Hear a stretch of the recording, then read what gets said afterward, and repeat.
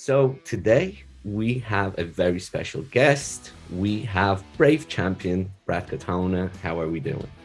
I'm good. I'm good. Thanks for having me.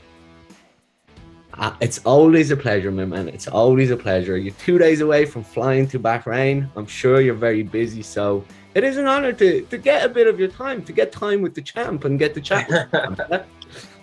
Yeah, I'll take it. I always appreciate chatting about the fight, and it seems like everyone I'm involved in is bigger and bigger. So this time we defend the belt. Last time we got it, so it's time to be a true champion and defend it. Exactly. And last time around was a pretty phenomenal fight and a huge event. It was a fight against a fan favorite, I would say probably a national hero in the sport of MMA in Hamza Kouedji. Before we get to this fight, of course, please do explain the significance of that fight and having to fight in, pretty much enemy territory. Having a bit of, the press conference was a bit loud in his favor. And then obviously, coming out as a winner from that. Just talk us through your emotions. Yeah, that felt good. Going into that fight, I was saying I've kind of made a career of that, which is going into the hometown guys' hometown. Go and get to enemy territory, and then taking them out. I always felt like every time I packed for a fight, it was kind of like a hitman where you're putting your stuff into your suitcase. You got everything you need. You have your kit. And then you fly over there, and usually it would just be me and my one coach. Of course. My previous coach, Curtis Brigham, and lately it's for the past 5 years almost now, it's been John Kavanagh. Mm-hmm. So it's a pretty tight-knit group, usually coach and myself. Mm-hmm. And we fly on over to enemy territory and take the guy out, and then we head right back home because you don't want to hang around too long. But it was a great experience, and I'm looking forward to doing it again.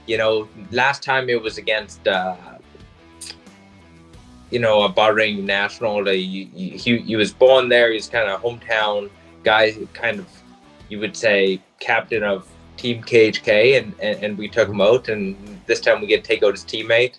And there was talk of a rematch and all of that, but we have a new one instead. So I don't know if it was he didn't want it, the team didn't want it, or they're trying to maneuver. Maybe this is a better matchup for them.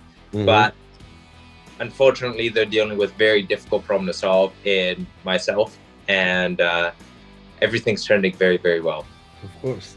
And last time around, it was, to add a bit more to the kind of the importance of the event. It was in the final of the Super Cup. It was Team Ireland versus Team Bahrain, and then yourself versus Hamza. I just wanted to kind of highlight, because even though you had your own battle, you still took time out of your day to come in and have a chat with the guys, and a bit as an inspirational figure. It's like, this is what you're doing at amateur now, and this is what I'm doing. This is potentially where you can end up yourself. Mm-hmm. Tell me, how do you see that yourself? Is that a role that you find yourself very comfortable in? It comes very naturally, or is that something that you have to work at yourself? I think it's fairly natural. I try to, I don't really consider myself a leader. I just try to always carry myself in the best possible way and maybe lead by example. I'm not one for inspirational speeches, because inspiration is very fleeting. Discipline is what gets you through, I think, 95% of it. I can give you an inspirational speech and you're all hyped up today, but what happens when you wake up tomorrow? Mm-hmm. So that's where I center a lot of my principles around is discipline, because, like I said, motivation is very fleeting. So I try just to show them what I do, and if they have questions, I'm always there to answer them, and answer them truthfully. In the fighting world, you get a lot of dishonesty. You have a lot of fighters saying that they do 5 training sessions in a day, and then you have these amateurs kind of looking at that and thinking they don't work hard, or maybe they need to work harder and they burn themselves out, so I just try to lead by example. I'm very I tell the truth, and and so, like, if it's time to give them a motivational speech, we distill it down into truths. It's not pumping up the ego, rah, let's go. It's looking at the truths, which is the preparation and the level that they're at, and the road they've taken to get there. And that's what I spoke about when I was speaking with the team, is showing that, hey, like, you guys came in and you fought tooth and nail, and you beat teams which you weren't expected to beat already. So, let's continue that onward. So, I don't necessarily always want, I don't reach to be a leader and provide all these young guys. It's not a position where I'm necessarily trying to be that, but I'll just lead by example. And if they want to take my advice, they can either learn from my mistakes or they can make them themselves. So it's something I enjoy, though. I enjoy being able to help people if I can, especially young athletes. Mm-hmm. And it's funny you say that, because a lot of leaders are chosen and they're not necessarily the best leaders, but the ones that people tend to gravitate towards, they turn out to be a lot more efficient. Yeah, I forget who said it, but it was like the role of emperor or something isn't a position that you should want. Yeah. It's a duty more than anything, and I'm not calling myself emperor by any means. Well, you are a bit of an emperor. If it's going to be a leader role, or if it's going to be a position of leadership, which I think that's a better term, a position of leadership, it's a bit of a duty. But once again, that just comes down to my values, which is lead by example, and a lot of times that's dictated from small habits and discipline. Okay. So, in regards to that title fight, one last thing, just so we can kind of wrap that up and leave it out there. In terms of the title fight itself, of course, we did have a chance to discuss in Bahrain. How you kind of you have your own methods, and everything has to be in place. You have like a step-by-step process leading up to the fight. However, the experience that you get from then becoming champion is not something that you really plan. So reflecting back on it now, when do you really think it hit you? Obviously in the cage when you're getting the belt, but then, was it something that, you had time to reflect on straight after, or it was after coming back to Ireland, sitting down and taking it all in? I'm the brave champ. It's nothing really. I never really soaked it in. Okay. It's just this is the same type of feeling when I won the Ultimate Fighter. I said it just feels normal. It feels natural. Like, it feels like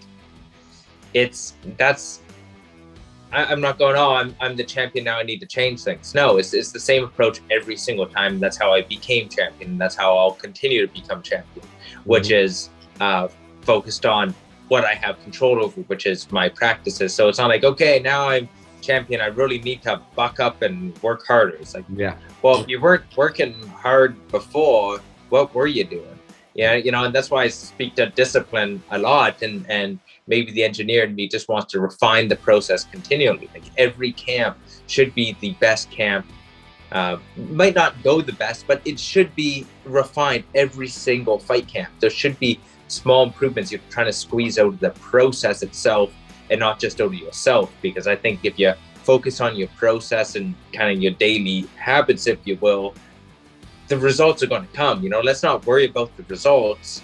Let's worry about what we have control over, because at the end of the day, the results are, out of our control. We can only prepare ourselves as well as possible. So really, not much change, except for I have a shiny belt in my living room, which is kind of nice. But, I'm looking at getting another one, and that's what I've been focused on. It was like, okay, we got this. Okay, what can we improve upon? And, I made some really nice changes this camp, and I'm excited to show it off. This is the best, like I say this every single time, so it sounds like a broken record, but it's the best me that I've ever been, and it should be the best me that there's ever been. and I'm excited at the opportunity to win the belt again. You know, and that's how I'm viewing it. It's all offensive. It's not defensively mindset where we have to defend it. No, I'm going to go take it from this guy again. Okay. And just on that, do you bring your belt with you and you defend it, or do they give you a new shiny belt? Well, it's not even here, so they better be getting the new one made. I love it. So Shahid, if you're watching, get that belt, shine, and for exactly, shine up a new one for me. I love it. Matchmaking with Brave. Okay, now I don't mean just kind of who you fight or whatever, but Brave tend to do things a bit different. And you did mention, there's so many elements that go into it, and from discussing things with you, that engineering brain, everything kind of slots in. Explain to those, people watching and, even younger fighters that, look at you and, try to learn from yourself. How do you approach the fight camp when it comes to the strategy? Do you have a certain strategy in place for each one and everything falls into place? Because last time we spoke, I know that, you went as far as even bringing kind of your own drink you had. You pretty much brought everything over to Bahrain because, you are a keen believer that keeping the same elements and keeping the same ingredients, I should say, for foods, for everything else, is something that, you're very keen on for this fight camp. So what was the preparation like that for this one? Yeah, just touching on that, you don't want to try anything new fight week. Yes. It should be a rehearsed process. So, if there's certain foods you eat all fight camp, fight week it changes because you have the acute weight descent where you're drawing water over the body, but even that should be practiced at this point, which it is. Yeah, I have a very good nutritionist in Tristan Kennedy, who we've done a lot of fight camps together now, and each time the process is improved. It's just better fueling. We know we're learning my body, and everybody is an individual, so it needs to be individualized, and that only comes from doing it multiple times, and so we don't try anything new fight week. So for myself, if I'm familiar with certain foods, I'm going to bring those foods with me if I can, and just because it's that extra little bit of control. Now if there's something that goes amiss or something that goes, something unexpected happens, which always happens. You need resiliency in the system as well. It's like, oh man, if I don't have my special shake, I'm going to no. That's just controlling the variables that I do have control over. There's always going to be a couple things tossed in there, and that's why you want to have a resilient system as well. So I'm not so controlled that one thing goes wrong. If I don't wake up precisely at 8:31, I'm going to have a bad no. If I don't have exactly this, that's not in there. But there is just taking it seriously, which is, hey, I'm not going to try a new food right before the fight. That's probably not a good idea. If all of a sudden you do that and then you get food poisoning or doesn't agree with you, and then you go, man, I should have done that. You don't want to be put be intelligent. I've also been to Bahrain.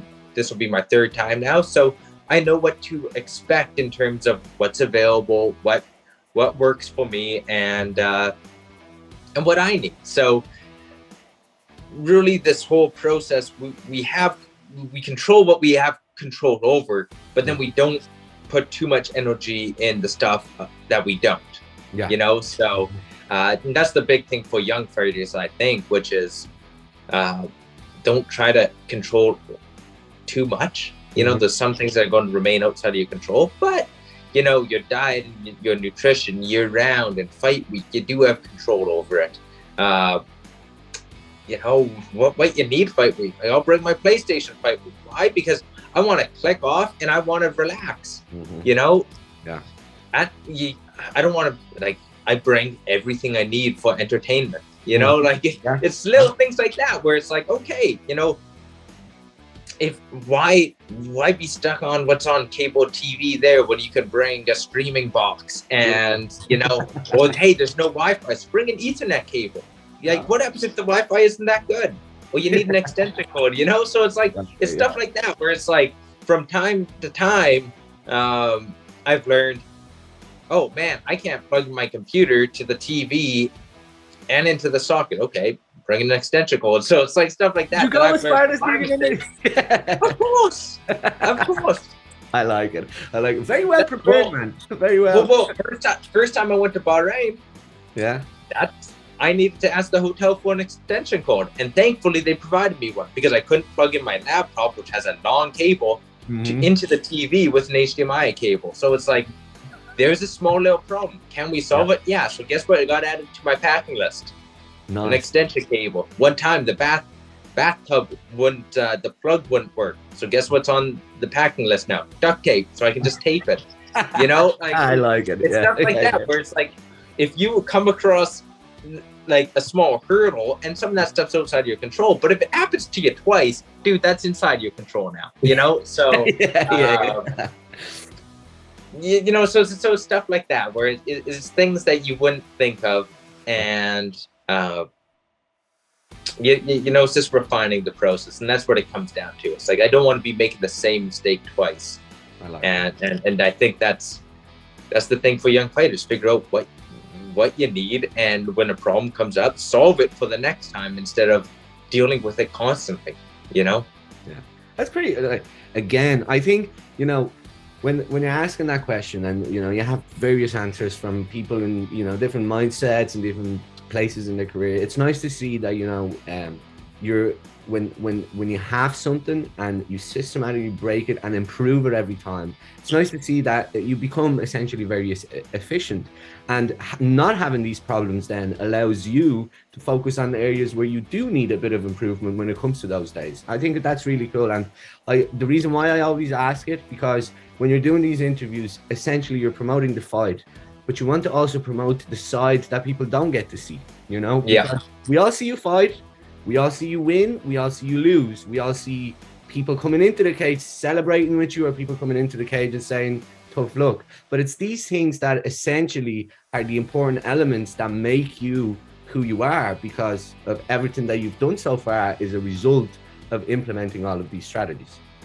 Yeah, and so if I can save a small bit of energy fight week by, being able to check out and play some video games. I don't want to be obsessed about the fight all fight week. That's exhausting.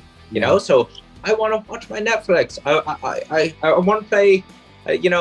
Maybe it's not the best game, but like Elden Scrolls, like it's a pretty hard game. So like it might stress me out a little bit, but it's going to be an actual distraction. So it's stuff like that where the human side of it, and that's why as champion I get to bring two corners, and one of them is my girlfriend Katie, who's pretty much my best friend and who I want to spend time with for my soul. Like I bring her and I bring John. Now if I could, I'd bring Dave Roach, one of our basically our co-head coach. I don't want to call him an assistant coach. He's right up there with John, and I'd love to bring him. There's just the team needs him.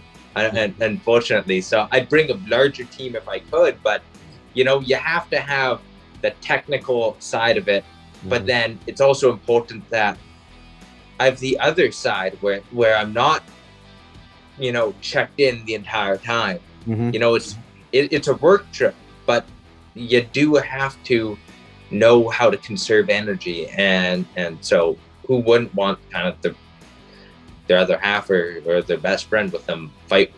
That's exactly what I'd like. So that's what thankfully I'm able to bring her, and have go out to Starbucks and have a coffee fight week and lie in the sun and be like, what, life's pretty good. I like it, man. I love it. And as well, like you said, having all of these things just makes it easier, and it allows you to kind of enjoy the moment a bit as well, because even though, right, and this is something we discussed last time, us in Europe unless we see an Irish fighter fighting in Brave, you don't really understand the whole experience and everything that comes with fight week or an important, you know, international fight week or what that is about. In your words, as kind of, you know, as an experience you've had a couple of times now with Bahrain and with Brave, bring us through kind of the process and, you know, what it feels like and what it looks like. Now you're a champion. You weren't always a champion, but, you know, before that, you're pretty much treated as a champion. So give us a bit more insight into that. Yeah, no, for fight week can be a lot, but also, you know, it's something you should practice. So I think one thing that's led me to be successful is being able to check off, knowing when it's time to be checked in, and knowing when to actually relax. You know, so that there's, you know, you have usually media you have to do, you have photos, and you know, you have a bunch of stuff you need to, a lot of obligations, you know. But it's very important that you also, when you're not in that sympathetic state, that fight or flight state, that you're going back and relaxing. And a lot of guys, they wild on, or they're just scrolling their social media or checking on their opponent. It's like, no. Kick the feet up, know that the work is done, and it's just making it, you know, as efficiently as you can to the finish line. So that's what I try to treat my fight week as. It's almost, as much as I can, treat it a little bit like a vacation, even though you can't eat what you want, you can't do everything that you want, but, you know, enjoy that you have put in the work and trust in the work that you've done, and not let anxiety, you know, rule what you do. Okay. And when it comes to the opponent, right? There's obviously the fight camp, there's the fight week, there's different elements of it, but from your perspective, is the opponent really important when it comes to that fight camp, in the sense that everything is tailored around them? Or is, you know, your approach to it, I need to be the best version I can before I step into the cage? And then when it comes to fight week, being there, you have to do a bit of press conferences. How do you manage that? Because essentially you're facing the man that is coming to take your title, and vice versa, you're trying to keep that title away from him. You know, well, how I view the press conference is, I just speak truth. I bring down the facts. Yeah. You know, it's very hard to argue against facts. And luckily, when you have most of those stacked in your favor, it makes it pretty easy. Okay. You know, such truth as, I'm probably the best guy he's ever fought. Okay. But, you know, is he the best fighter I've ever fought? Well, I've fought some pretty dang good fighters. Yes. You know, I beat Bryce Mitchell in The Ultimate Fighter. I had a very tough fight with Merab Dvalishvili. Like, those are top tier fighters.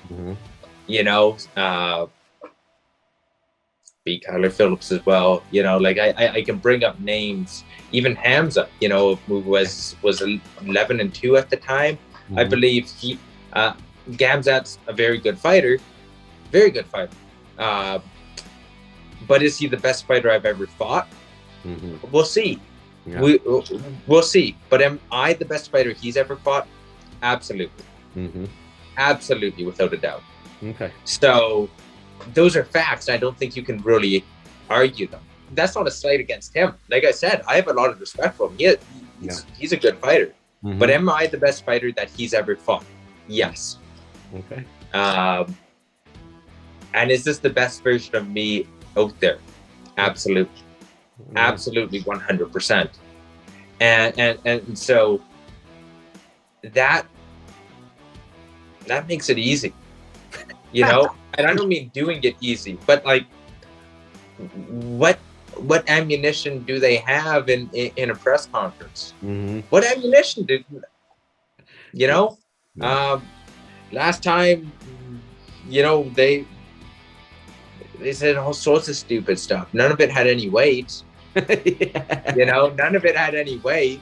Okay. So it's almost like, well, what are you guys gonna fire at me about? Like, Yeah.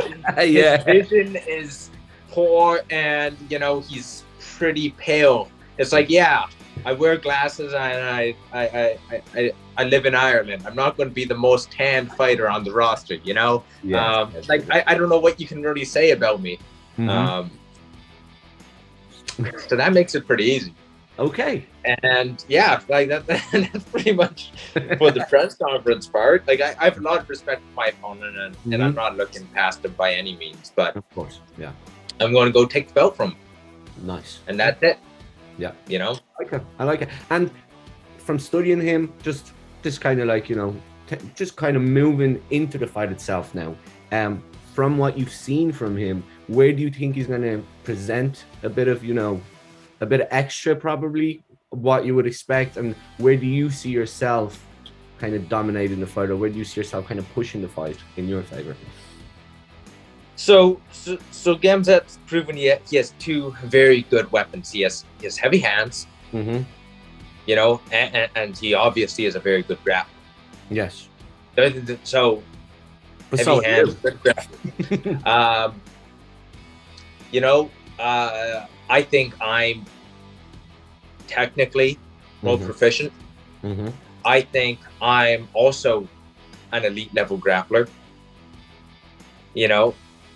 And I have 5-round experience, and we have a similar opponent that we've shared.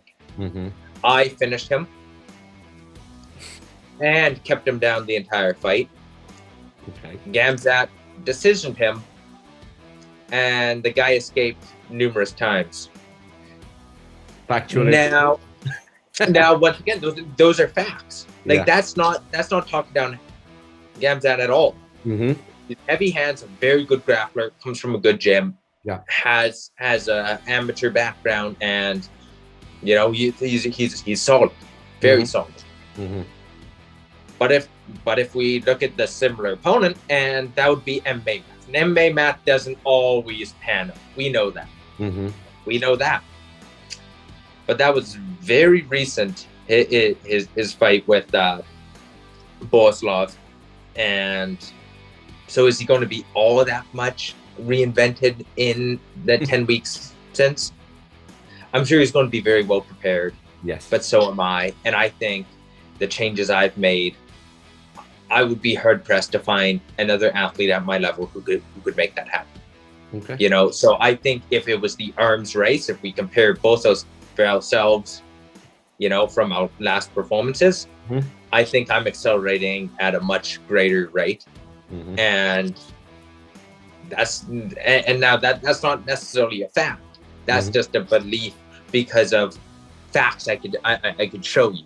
I could show you the guys I'm struggling with and how it's trending compared to last fight. And the gap that I've made in my performance. And you talk to my coaches and they're going, "What the heck changed? What happened?" Like I've had best spar of my career after best spar of my career almost every week. And now a really great training camp doesn't always relate to a very great performance. Yes. But if we're looking at trends, I'm trending very, very well, and I'm really excited to show it off. Unbelievable. More than ready, Brad. Like I said, I just want to say, I want to wish you the best of luck, obviously. I hope you enjoy everything about Fight Week and everything falls into place and there's not too many discrepancies in the process. And just before we let you go, I would like you to kind of give the message of fans, just to get them a bit excited about this fight and why we should be tuning in. I think you should be tuning in because I'm one of the best bantamweights in the world. I really mean that, and I put in a lot of work with a great team in SBG Ireland. Both John Kavanagh, Dave Roach, and all my training partners. I think we're creating something very special, and I think the fans. It's a great fight. It's a really high level fight, but I think it's going to be a breakout performance from me, and I'm excited to show the world that. So I'm really excited to show myself off it, and just speaking about it brings a natural smile to my face. So I know I have lots of love and support here in Ireland and across the board. I really do, and you know, I appreciate the support more than you guys know. I love it, man. Well, thank you very much for your time. It was a pleasure. Thank you. We got quite a bit. And yeah, man, best of luck. Tell JC I said hello, and you guys enjoy back nine. Yeah, thank you. See ya, man. Bye bye.